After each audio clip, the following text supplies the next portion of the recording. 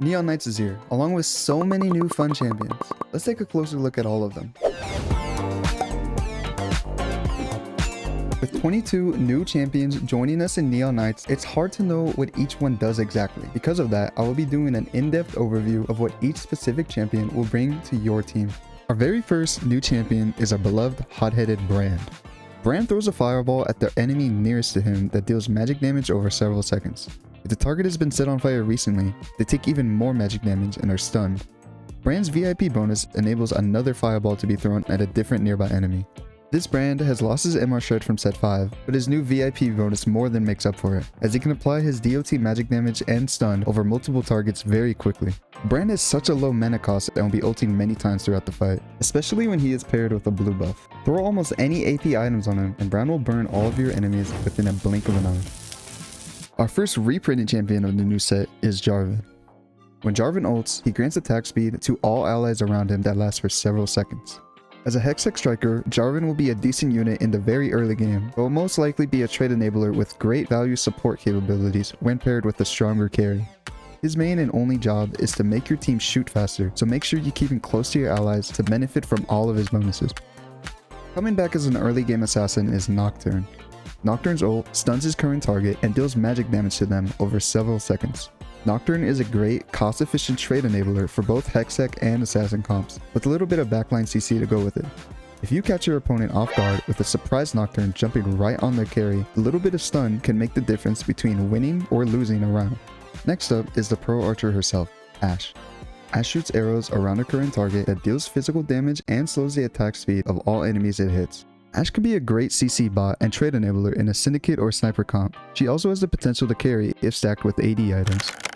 She ults quite often enough to be a reliable source of damage if positioned to maximize targets hit with her spread of arrows. Making his TFT debut after 6.5 sets, Corki has entered the arena. Corki shoots a missile at his current target that deals magic damage to everyone in the blast radius.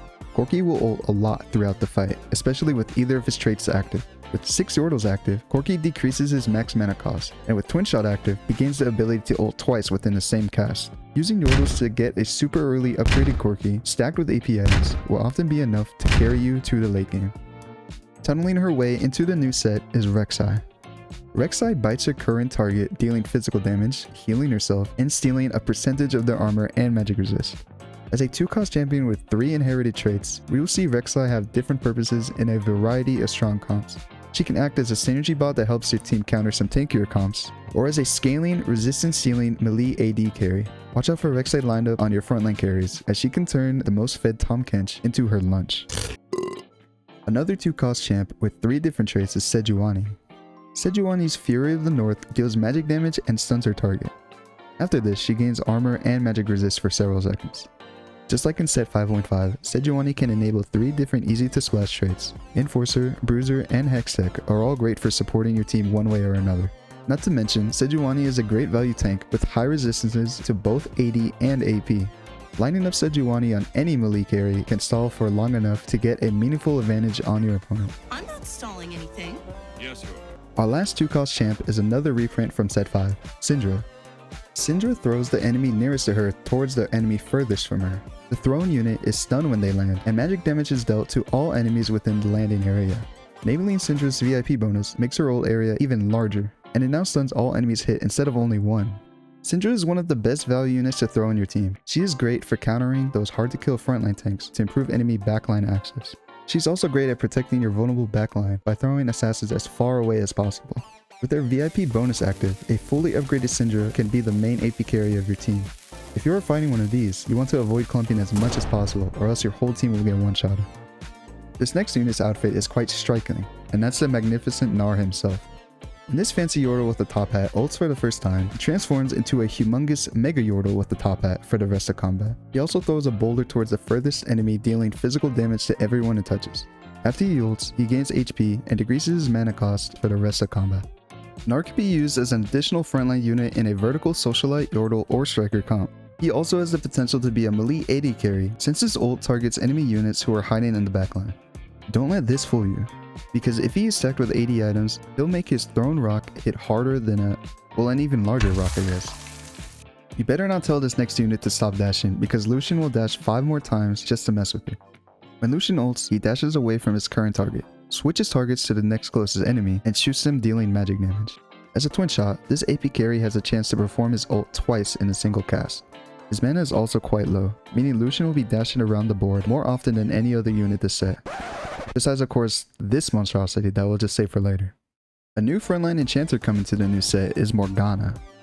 Morgana shields herself for several seconds and shackles herself to all enemies within a 2 hex radius. These shackles deal magic damage over time until her shield either expires or breaks. If her shield is never broken, Morgana stuns all shackled enemies. If her shield does break, she's refunded mana instead. It is very important to keep Morgana's shield up since the CC is the most powerful aspect of her kit. She can easily make any frontline unit irrelevant with one cast if she gets her stun off. Also, her max mana is very high, and you are likely to not get another ult from her. Just one ult can get the job done if positioned correctly.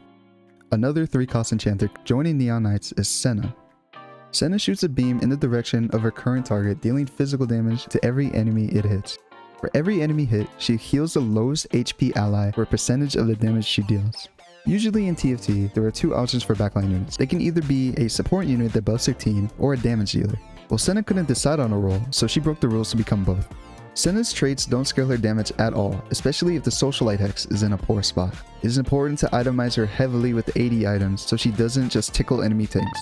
If her damage is high enough, she will heal your team before an enemy can kill a single unit. Our last 3 costs is another strong AD carry, Tryndamere. Tryndamere spins towards the most enemy units and deals physical damage to all enemies hit. After he spins, Tryndamere's next few auto attacks deal a bonus percentage of his damage.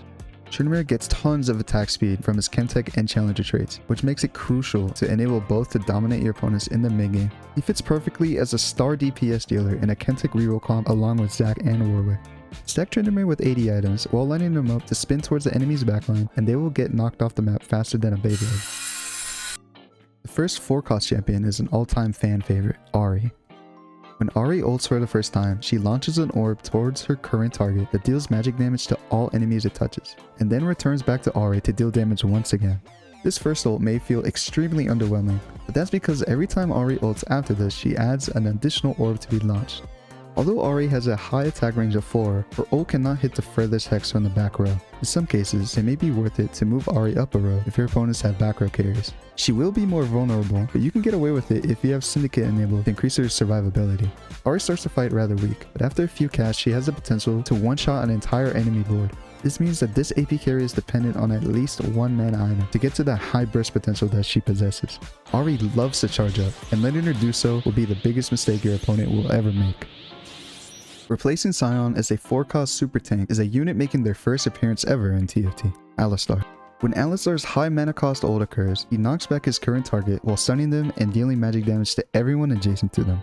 As a Colossus unit with bonus HP, Alistar is one of the best defensive item users in the entire set and has great stall potential through his massive AoE CC. Having built-in CC immunity counters value units like Singe or Syndra from yeeting them into your entire team. Alistar will be the premier tank in nearly all hex tech comps. It will be tough to take down no matter how strong your opponent's carry is. The next unit might be a reprinted one, but trust me when I say that Draven is coming back with a game-changing twist.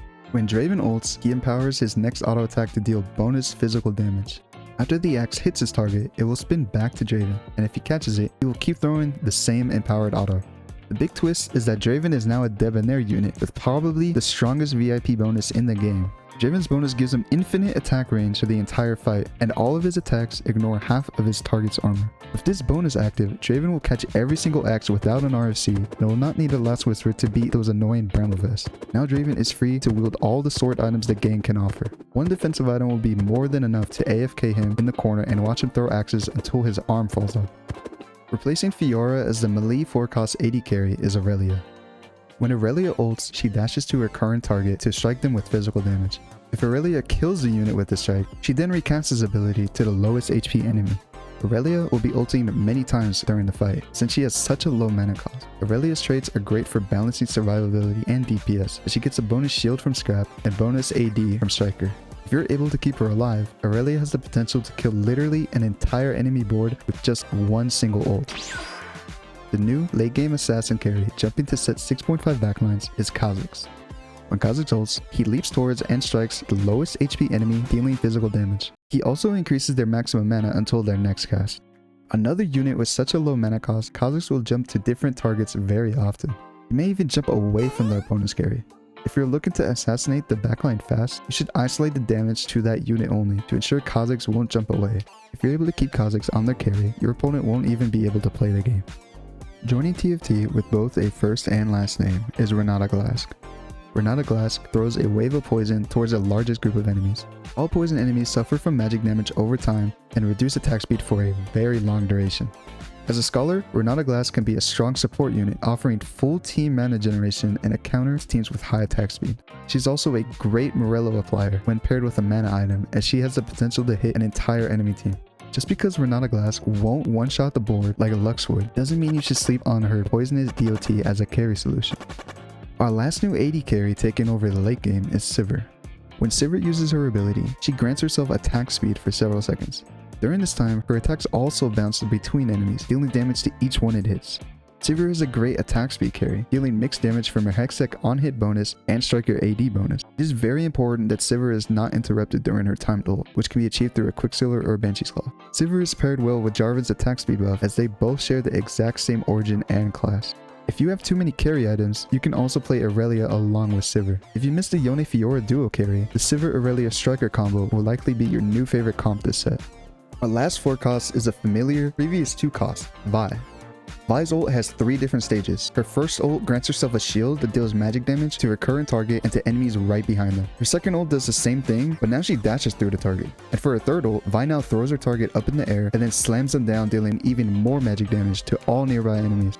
Vi's mana is very low and is even lower if her rival trait is active. It's likely she'll reach her big third ult multiple times throughout the fight. Her other traits are also very flexible, making her easy to throw into almost any comp, even if she isn't your primary carry. However, she very well can be your main damage dealer if stacked with AP items. Place Vi in front of grouped units and her AoE slam will top your team's damage every round. I'm sure you'll have a blast watching your opponent's units get thrown into the sky over and over again. If you for some reason want to see your team die a horrible and painful death, then Silco is the perfect addition to your team. This unit based off of TFT the anime injects the lowest HP ally with bonus max HP, bonus attack speed, and immunity to crowd control for several seconds. After this duration, your injected ally dies in a large, horrific explosion that hurts nearby enemies for magic damage. Now, if you like your team, you might be thinking, why would I self-destructed by adding a Silco to my lineup? Well, because you can easily overpower your opponent early in the round and prevent them from any scaling they may be building their team around.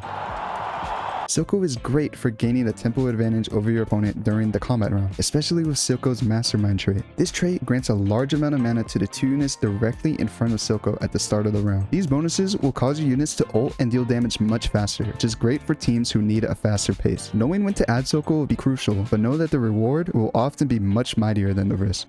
If you are upset that Lucian only dashes 10 times a fight, then you will love Zeri even more. Zeri has a unique passive where all of her autos fire multiple bullets, each dealing a percentage of her attack damage and bonus on hit magic damage. During Zeri's ult, her auto attacks pierce through all enemies for no reduced damage. She always targets the furthest enemy and dashes after every auto during her ult. Zeri's unique VIP bonus increases the duration of her ult to last the remainder of the fight. One of Zeri's strongest stats is her base attack range of 9, which is the highest in the game by far. This means Zeri can attack a unit no matter how far they are. Pair this with her sniper trait and her damage will scale extremely well the further she is from her target. Zeri is great with items that increase both her physical and magic damage, as she is constantly dealing both throughout the whole fight. If correctly itemized as a hybrid carry, Zeri will wipe an entire team with ease and will do it in maximum style. Those were all of the new units that you can try out now in Neon Knights. Let me know which new unit is your favorite in the comments below. If you enjoyed, hit subscribe below so you don't miss out on my next upload. Thank you all for watching and good luck with your climb.